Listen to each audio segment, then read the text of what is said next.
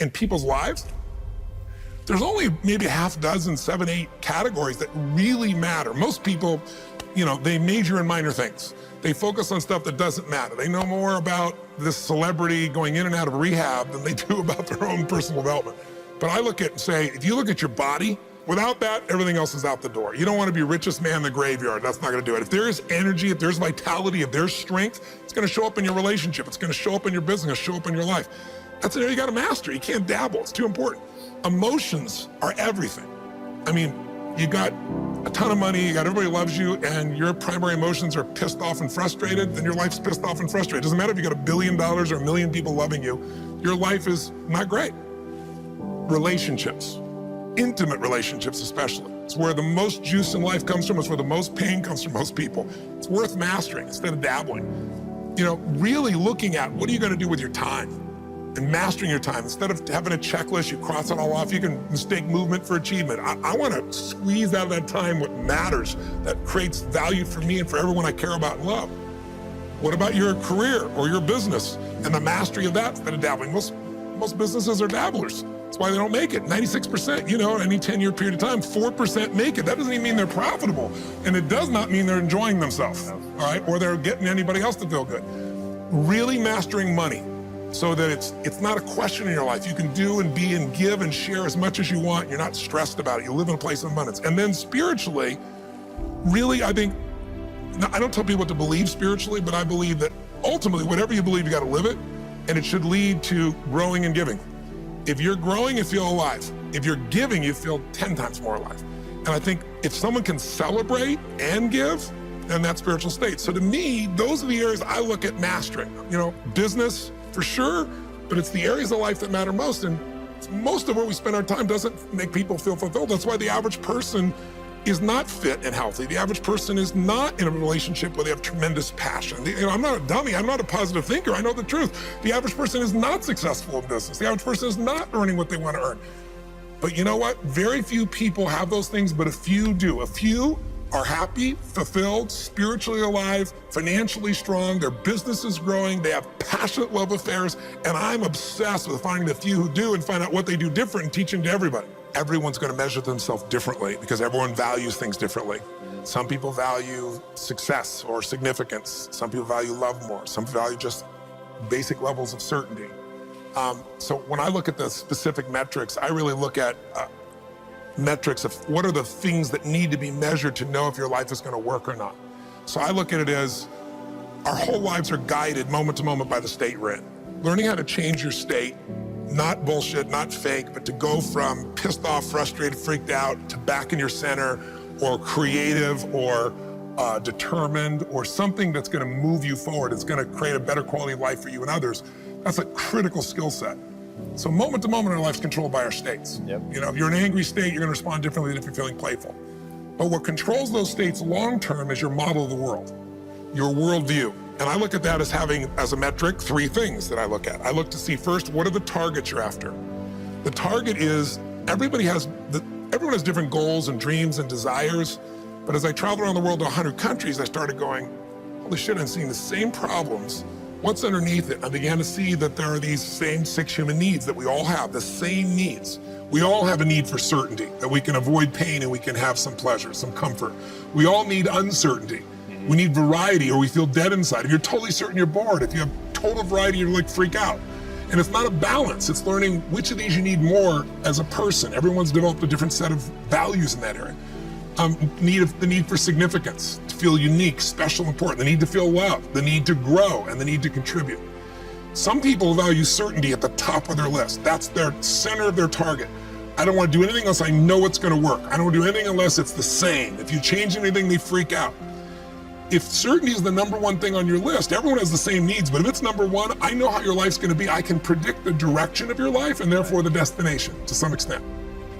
If you're driven by love first, you want certainty too, but love is higher, you're going to behave very differently than if you're driven by significance. I have to be the one. So I look to see which of those needs are the top 2 on your list because they control your life. Yep. The 2 that most people have, 90% of the planet, if you said, of all these needs, which one do you really focus on most day to day? Everybody wants love. What do you focus on? Most people focus on being significant. We live in a Facebook world where people fake their life, put new filters, make it look different than it really is, tell stories that, are totally full of it to make themselves look good. Because we live in this kind of false world where significance is more important than love. And it separates us. And the other one that we see most often is certainty. People want to be certain before they can do something. You couldn't have started a business like you had if you were absolutely certain before you started. You can never build a business with that. You can never build a great relationship, because if it's based on certainty, then everybody's got to stay the same and never change, which means you're never going to grow, which means you're going to be miserable. Right. So my metrics are, I want to find out what's driving you. And I want to see, is it healthy or unhealthy? You can have two people be driven by significance, though, and do it with a different set of rules. That's the second piece I measure. The beliefs or rules of how to fulfill that target. But I want to be more clear about something. An extraordinary life is life on your terms, and there's two parts. Part one to have an extraordinary life is mastering the skill of the science of achievement. How do I take what I envision and make it real? And how do I do that quicker, faster, better, easier? The ability to manifest what you come up with and make it real, like you've done with your company, yes, that's a skill set. I spend an unbelievable amount of time helping people do it faster, quicker, better, showing them the shortcuts, teaching them the strategies, modeling what works so you can save yourself a decade. But I would submit to you that having done this for 38 years with, 50 million people at this stage, I can tell you that the science of achievement, there are a lot of people that are damn good at that, and they still don't have an extraordinary life. They have an extraordinary life. You see it as extraordinary, but I get the phone call from the multi-billionaire who tells me he wants to do this thing on his business, but what he really find out is he's miserable as hell, and he's hoping somehow I'm gonna rub off on him on that side too. Right. And so I give him what he asked for, the change in his business, but I also give him what he needs, which is the change inside of him.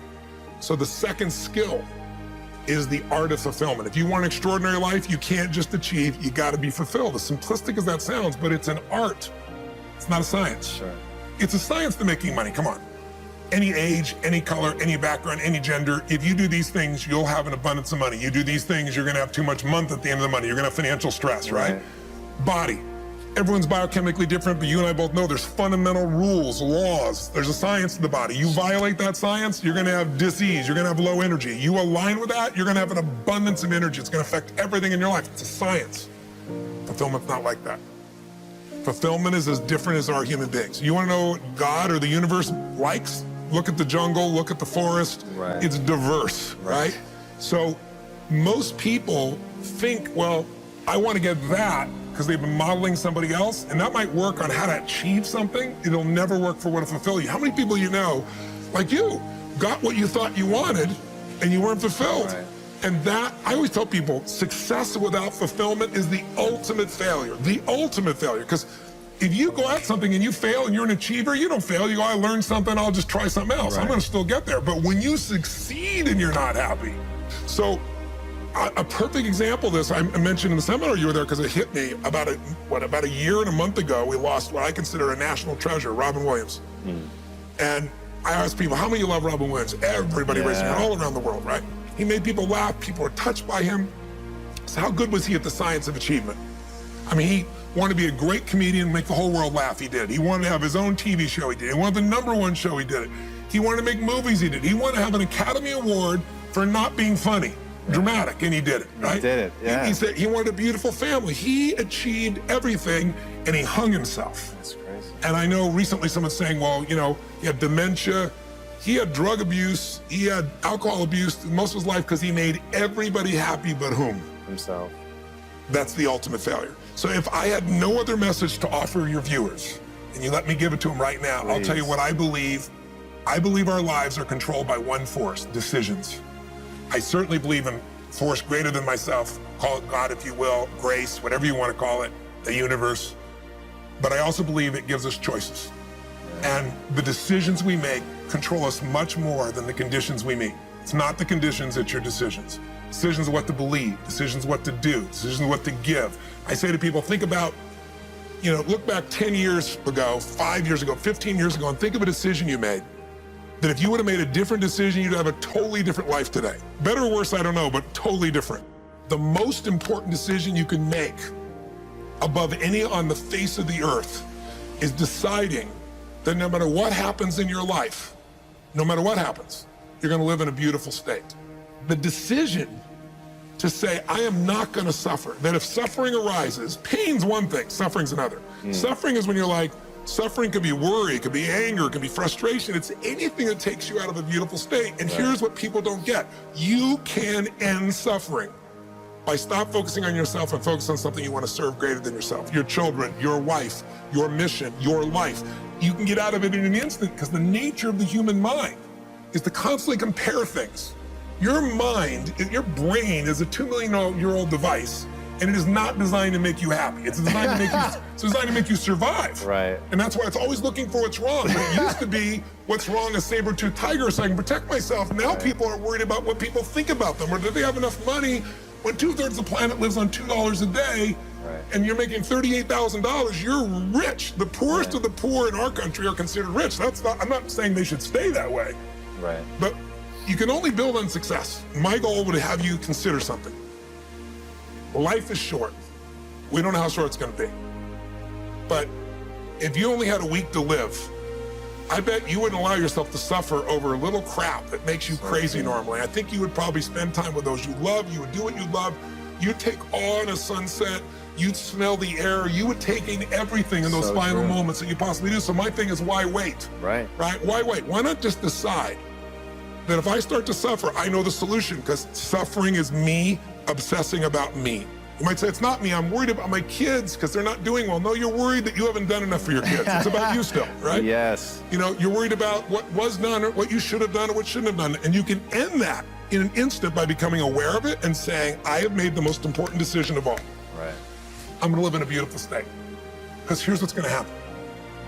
Anybody watching, you may lose a family member, you probably will. Somebody may get cancer. Your business the government might change the rules. They might change things radically that you can't even do anything about it. You might go bankrupt. You might get divorced. I'm not saying anybody will, but no one knows what's gonna really happen in your life. Life's full of uncertainty, but here's what you can know. You can decide that what happens, you could have a great time. If somebody like Viktor Frankl can be locked up in Auschwitz and come out of that and experience finding joy in the middle of Auschwitz, then human beings have a capacity they've undersold themselves on. We think that the outside world determines how we feel. If people have to behave a certain way, if your husband or your wife or your kids or your coworkers or whoever, your boss, has to behave a certain way for you to be happy, and if they don't, you're unhappy, then you're always gonna be unhappy, because the more people around you, the more they're gonna change that, because they're all human, right? My invitation is, as great as it is to achieve, more important to enjoy. Right. And if you can enjoy every moment in that state, when you're feeling loving and playful and passionate and curious and awe, you treat other people 100 times better than when you're feeling frustrated, pissed off, overwhelmed, worried, stressed, or feeling sorry for yourself. Right. You're gonna be a better parent, you're gonna be a better lover, you're gonna be a better business person, you're gonna have a better life. So my soliloquy is, decide. Decide today and actually say, what if I cut it off? What if I said, I'm not willing to settle and I'm just gonna live in a beautiful state? Doesn't mean you won't feel bad, it doesn't mean you won't stay there. You instantly change. But what the hell is success? It's hitting an expectation. And I always tell people, man, trade your expectations for appreciation, and it's a whole new world instantly.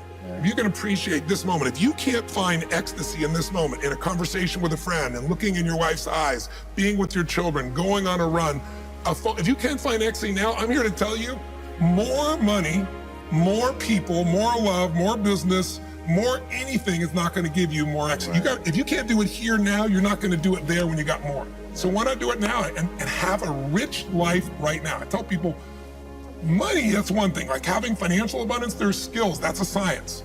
But wealth, it's a decision. It's like you can be wealthy right now. I live in Fiji a good portion of the time. There are these villagers there. They're the richest people I know. They're happy, they laugh, they love, they don't give a damn about the economics. Other people say they're poor. When I first went there, I was trying to do things for them. They're like, what are you talking about? I'm so happy. Wealthy people come over from the United States and they go travel around and try to figure out what to do, and they're gonna spend 9 years to do this and this and this so they can finally sit down and be happy. And the Fijian guy goes, why don't you sit on the beach right now, dude, and experience it? Why spend the 9 years? Why not have it now? That's my invitation.